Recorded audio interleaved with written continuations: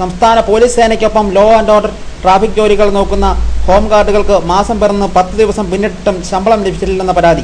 രാജ്യത്തെ വിവിധ സേനകളിൽ നിന്നും വിരമിച്ചവരാണ് പോലീസിനെ സഹായിക്കുന്നതിനായി ഹോം ഗാർഡുകളായി സേവനമനുഷ്ഠിക്കുന്നത്.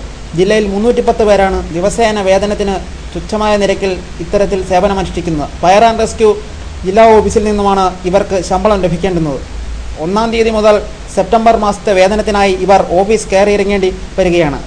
ബിൽ ബുക്ക് ലഭിച്ചിട്ടില്ലെന്ന പരാതിയാണ് ചൊവ്വാഴ്ച ലഭ്യമായത്. ഇതര സേനകളിൽ നിന്നും വിരമിച്ചവരായതുകൊണ്ട് ഇവിടെ നിന്നും പെൻഷൻ തുക കൃത്യമായി ലഭിക്കില്ലെന്ന പരിഹാസവും ഇവർക്ക് കേൾക്കേണ്ടതായി വരുന്നു. ദിവസേന 8 മണിക്കൂറാണ് ഇവരുടെ സേവനമെങ്കിലും 10-15 മണിക്കൂർ വിശ്രമമില്ലാതെ ഇവർ ജോലി നോക്കേണ്ടി വരുന്നതുകൊണ്ട് ട്രാഫിക് നിയന്ത്രണത്തിന് ഹോം ഗാർഡിൽ സേവനം ലഭിച്ചതോടെ പോലീസിന് സ്റ്റേഷൻ ജോലികളിൽ കൃത്യമായി ശ്രദ്ധ പതിപ്പിക്കുന്നതിന് കഴിഞ്ഞുവെന്ന നേട്ടവുമുണ്ട്. കൃത്യമായി വേതനം ലഭിക്കാത്ത സാഹചര്യത്തിൽ പലരും ഈ മേഖലയിൽ നിന്നും പിൻവലിയുന്ന സ്ഥിതിയിലേക്ക് എത്തി നിൽക്കുന്നത്.